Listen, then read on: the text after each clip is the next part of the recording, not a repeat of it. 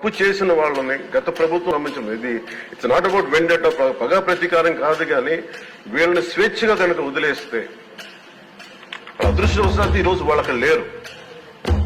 వాళ్ళ కనుక ఉండుంటే వాళ్ళకి నిజంగా వాళ్ళకి సమాధానం చెప్పాల్సిన పరిస్థితి ఉంది. తప్పించుకొని పారిపోయారు వాళ్ళు ఈరోజు, తప్పించుకొని పారిపోయారు వాళ్ళు. We have to make them accountable అధ్యక్ష. We have to bring them into accountability. They have to be penalized. వాళ్ళు దయచేసి గౌరవ ముఖ్యమంత్రి గారికి నేను మీ తరఫు నుంచి ఆయనకి తెలియజేసుకున్న అధ్యక్ష, దయచేసి వీరిని please we have to penalise them sir. వాళ్ళకి సరైన శిక్ష పడాలి సార్. తప్పించుకోవడానికి కుదరస్తారు. ఎందుకంటే రేపు పొద్దున ఒక ట్రాఫిక్ కానిస్టేబుల్ బలం ఇవ్వాలి అంటే ఆపగలవంటి వాళ్ళు ఏమంటారు సార్ లోపల. నేను చిన్నపాటి కానిస్టేబుల్ అయితే నాకేమనిపిస్తుంది, మీరు పెద్దోళ్ళు అయితే వదిలేస్తారు, మమ్మల్ని అయితే పట్టుకుంటారంట.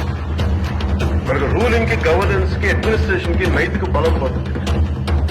రిక్వెస్ట్ నేను మిమ్మల్ని చేసిన అందరూ హౌస్ మెంబర్స్ అందరూ, గౌరవ సభ్యులందరినీ, గౌరవ ముఖ్యమంత్రి గారిని అడుగుతున్నాను అధ్యక్ష, మీ ద్వారా they have to be punished and they have to be penalised whoever they are. Vendetta పద ప్రతీకారంతో కాదు, కానీ we promised that we will bring back accountability. We promised we will give a clean and clear governance. We have to live up to it. Thank you.